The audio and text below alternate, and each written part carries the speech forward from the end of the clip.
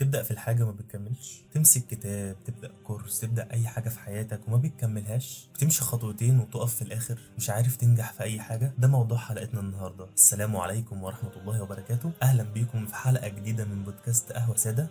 في البداية لو عليك فرض ما صليتهوش قوم صليه وتعالى تاني، الصلاة والله العظيم أهم من أي حاجة. ولو ما عليكش حاجة فصلي بينا على النبي وخلينا نبدأ الحلقة بتاعتنا مع أول خطوة في أي حاجة جديدة في حياتك، شغل، دراسة، مذاكرة، كورسات، أي حاجة. إنك تغير عادة في نفسك، إنك تغير حاجة في حياتك، أي حاجة مهما كانت، لازم هتواجه ألم البدايات. وده نقدر نقول عليه المصفى اللي بتصفي الشخص اللي جاي ينجح بجد من الشخص اللي ملوش في الحكاية أصلا. قعدتي مع الناس كتير ودايما بسمع منهم أحلامهم وطموحاتهم والحاجات الجميلة ديت، ببقى حاسس انهم في خلال سنة هيقدروا يقلبوا حياتهم حرفيا ويحققوا النجاحات الكبيرة. لكن المحزن انه بعد ما يعدي سنة وسنتين وثلاثة بلاقي الشخص ده ما حققش اي حاجة في حياته، بلاقيه زي ما هو احمد بتاع امبارح واحمد بتاع السنة اللي جاية. وده لانه ببساطة حلم كبير لكن ما كانش مستعد يدفع الثمن بتاعه. يعني عايز تنجح وتبقى من الاوائل، او عايز انك تغير حاجه في حياتك، او عايز انك تبقى الاول في شغلك، عايز تاخد كورسات، ايا كان الحاجه اللي انت عايزها، لازم تسال نفسك السؤال ده: هل انت مستعد تدفع الثمن؟ جميل انك تحلم احلام كبيره، دي حاجه كلنا نفسنا فيها، لكن المهم انك انت تكون مستعد تدفع الثمن بتاع الحلم دوت،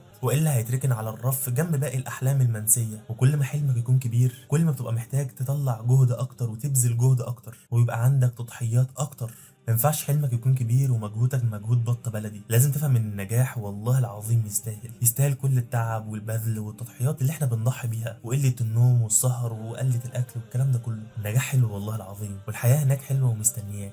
خليك عارف ان التغيير والنجاح لازم يكون مؤلم في البدايه. مفيش حاجه اصلا في البدايه بتكون سهله، لكن صدقني هتلاقي السعاده الكبيره في النهايه. زي بالظبط اول يوم في الدراسه، انت بتبقى حاسس بتعب ويوم صعب ويوم تقيل عليك، لكن مع اخر يوم واخر لحظه مع النتائج تبقى مبسوط وتعدي المرحله اعلى ومستوى اعلى. صدقني تعبك دلوقتي والمعاناه دي هي مرحله، لكن هي مش هتدوم. استمرارك في السعي والاجتهاد وتحمل الالم هيوصلك للبر التاني، بر الامان يعني. خليك متأكد ان ألم البدايات ما بيستمرش وما بيدومش، بالعكس مع الوقت انت بتبقى اقوى بكتير. المرحله دي نقدر نقول عليها مرحله عنق الزجاجه، يعني يا تكمل وتجتهد وتنطلق وتخرج من الازازه، يا تفضل قاعد مكانك جوه الازازه وتبني لك بيت صغير وقاعد مستني الدنيا ترمي لك الفتافيت وبواقيها. لازم تدرك حاجه مهمه قوي، وهي انك طبيعي هتنتكس وهتقع كتير جدا، لكن ده مش معناه انك فشلت او انتهيت. كل ده زي ما قلنا مرحله من مراحل النجاح. لازم تاكد لنفسك الكلام ده وما تخليش الشيطان يضحك عليك ويحبطك. انا عارف انك بتبذل كتير وبتطلع جهد كبير، لكن النتائج تكاد تكون معدومة. صدقني الحصاد بتاعك هيجي في يوم، كله والله هيجي في يوم. الفلاح بيطلع عينه طول السنة وما بيحصدش حاجة، لكن الحصاد له وقت معين في السنة. زي ما التعب والبذل والنتائج البطيئة ليها وقت معين، فالحصاد بتاعك له وقت معين. الفلاح بعد ما بيرمي البذرة في الأرض ويردم عليها التراب ما بيشوفش إنها بتكبر مع كل يوم هو بيرويها فيه، لكن هو مؤمن إنه في يوم من الأيام البذرة دي هتكبر وتطلع زرعة كبيرة ينتفع بيها. زيك بالظبط لازم تكون مؤمن إن التعب بتاعك وإن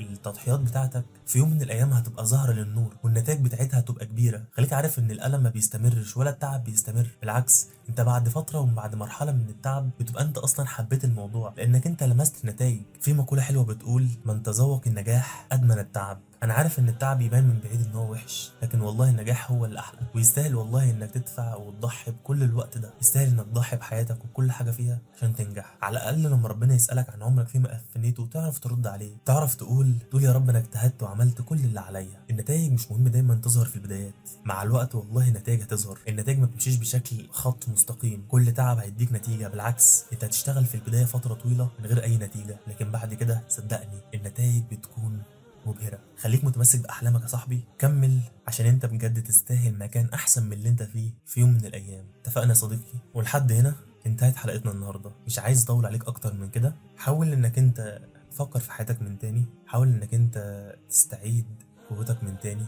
عارف انك مرهق نفسيا وتعبان نفسيا، بس صدقني لو فضلت قاعد في المكان، لو فضلت قاعد وما بتعملش اي حاجه، ما بتجتهدش وما بتضحيش، ما بتتعبش، حتى لو انت مرهق نفسيا، صدقني هتفضل قاعد في الزجاجه اللي احنا اتكلمنا عنها بقيت عمرك. لكن لو انت كملت واجتهدت وبذلت تلاقي نفسك فجاه وصلت للمكان اللي انت كنت بتحلم بيه، وصلت والله الاحلام انت كنت بتحلم بيها. صدقني الكلام ده مش انشا ومش كلام انا حافظه جاي اقوله لك، الكلام ده انا طبقته في حياتي ولمسته في كل حاجه في حياتي. والله عايزك تكمل وتسعى، عايزك تكمل وتنجح. صدقني انا اكتر حد هيتمنى لك النجاح وهيتمنى لك ان انت تبقى حاجه كبيره قوي قوي في حياتك، وانا في الاول في الاخر مش مستفاد حاجه. يكفيني دعوتك. اتفقنا؟ حابب اقول لكل واحد بيبقى قاعد في اخر الفيديو وبيسمع الفيديو لاخره، انت انسان عظيم، ربنا يبارك في عمرك يا رب ويوفقك لما يحبه ويرضاه. ما تنسانيش بقى في اللايك والشير والكومنت. لو عندك اي مشكله بتقابلك اكتبها لي في الكومنتات تحت عشان نعمل لها حلقه مخصوص نتكلم عليها. اتفقنا؟ احبك في الله، سلام.